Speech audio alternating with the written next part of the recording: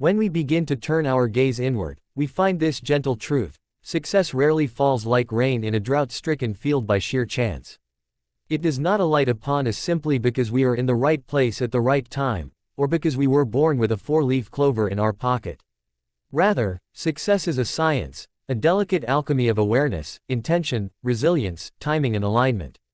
In Why Success is a Science, Not Luck, the message whispers that you are not merely at the mercy of fortune swirling around you.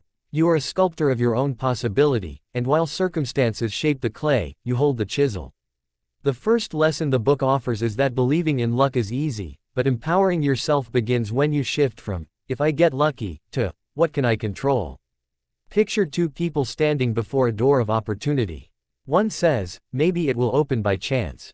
The other says, "I will hone the key and try the handle until I learn its mechanism." This is the difference between hoping and engineering. In real life, consider a young entrepreneur who waits for the right investor to show up versus one who consistently builds relationships, learns the language of business, refines the pitch, studies the market. When opportunity knocks, they are ready. When it doesn't, they build a new door. Deep within this book lies the idea of the science of success, that behind every victory lies patterns, principles and practices. Success is not random, but it is complex.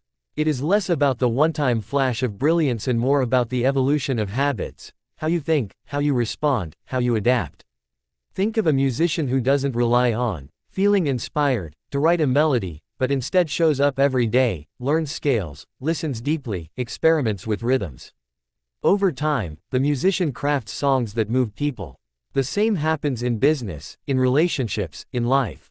You may not see the success yet, but you are creating the fertile soil in which it can grow. One of the heart-piercing truths the book presents is that while external factors, circumstance, timing, connections, certainly play a role, they do not become the defining story of your life unless you let them. Many people look at those who made it and whisper, "they got lucky." While that whisper may hold a sliver of truth, the fuller truth is often hidden. Behind that luck was preparation, grit, alignment and responsiveness. Imagine a farmer whose crop thrives, or fails, largely because of the soil and weather. But the farmer who tests, rotates, irrigates, tends the soil, selects resilient seeds, she gives herself far greater odds of harvest. The book invites you to become that farmer. Let us turn our attention to the role of mindset, which is woven throughout the pages. The author argues that one of the biggest barriers to success is the story we tell ourselves, that success is only for others, that we must wait for a miracle, or that we are simply not lucky, material. When you internalize the belief that the key lies in your hands, your nervous system, your everyday choices, and that you can learn, refine and pivot, the world becomes less a lottery and more a laboratory of growth. For instance, imagine someone who has faced repeated setbacks: job loss, business close downs, relationships dissolved. For years they've blamed the circumstances, the bad luck. But what if instead they asked, what patterns do I repeat? What am I willing to learn? How can I create variables I control? They don't deny the storm, but they build shelter, they craft the sails. Another powerful message is that of iteration. Science is not a one-time experiment, it is repeated trials, hypotheses, failures, observations. Similarly, success asks of us a willingness to test, to fail, to reflect, to adjust. It is not that failure is bad, it is that failure without reflection is waste. The transformative story, as the book shows, is of the person who once believed that success meant never falling, but then met a version of success that meant falling, learning, rising stronger. In practice, this looks like an author whose first book is rejected, who writes again, refines, networks, listens, until the manuscript finally resonates. The science lies in using feedback loops, not wishing miracles. Importantly, the book speaks of alignment between your purpose, your strengths, your values, and the actions you take. Many people chase success by looking outward: the flashy business deals, the right job, the bigger paycheck. But the soul whispers, what feels like me? What lights me up? When your outer ambition aligns with your inner calling, the energy changes. Real-life example: a career professional changes industry not because she failed, where she was, but because she recognized that her unique strength connecting people felt out of place in a technical department. When she moved to a role in community engagement, she didn't just succeed, she flourished because her actions were in resonance with her essence. The book teaches, science of success includes the integrity of alignment, because only then can the efforts be sustained, the motivation deep, the results meaningful.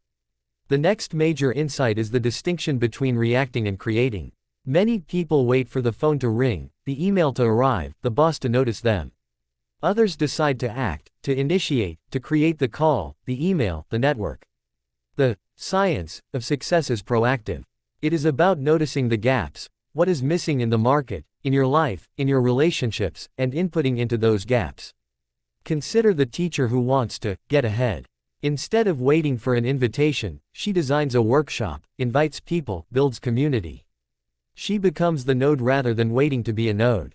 That act alone shifts timing, opportunity, leverage.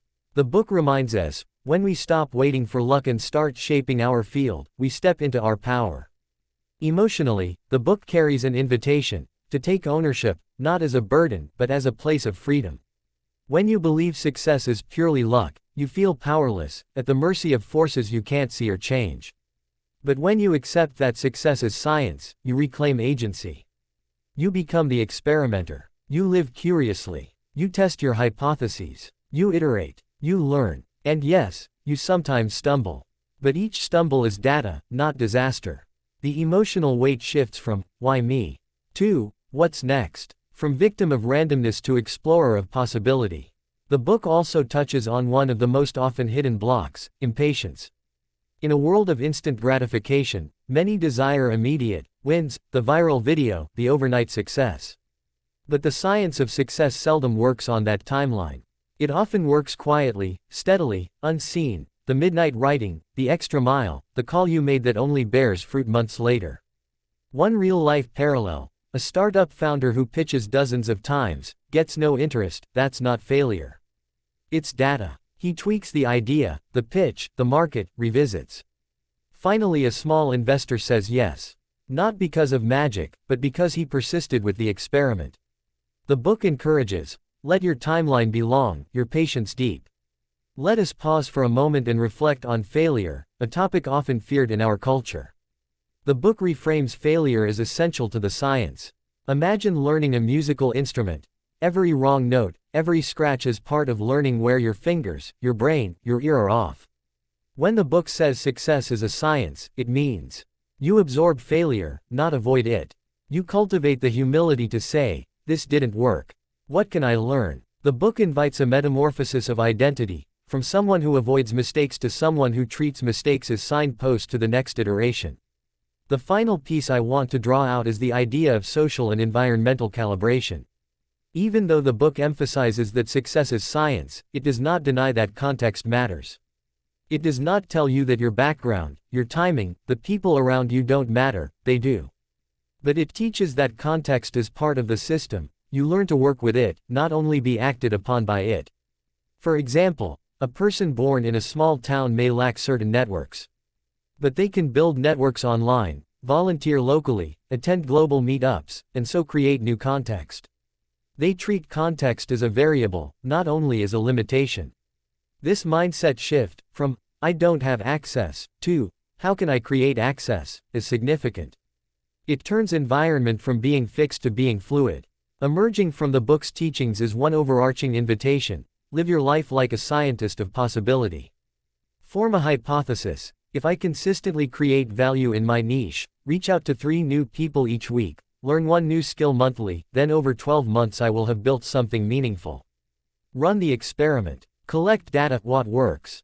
What doesn't? Adjust your variables. Repeat. Over time you build momentum, you build causal lines. Actions right pointing arrow, results right pointing arrow, deeper understanding, rather than spin in the myth that success comes by accident. And when you look at your life after a while, you realize that success is not just landing the job, making the sale, or winning the award. It is the growth, to become someone whose posture, behavior, habits are aligned with a vision that matters. It is the quiet victory of showing up, of when you say no to distractions, of when you say yes to discipline, to clarity, to purpose. It is the transformation of the self, and by extension, of your world. So if you find yourself whispering, "I'm just not lucky," hear this: you have not been deprived of luck, you have been invited to science. You are the scientist. You have tools. You have variables. You have choices. You have habits. The storm may rage, the path may twist. But you can build shelter. You can map the currents. You can adjust your sails. Your success is not left to chance.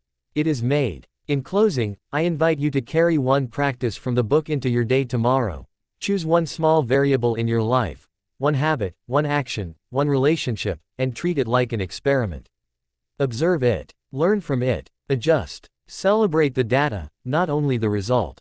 Because success is a science. And you are the scientist of your own becoming.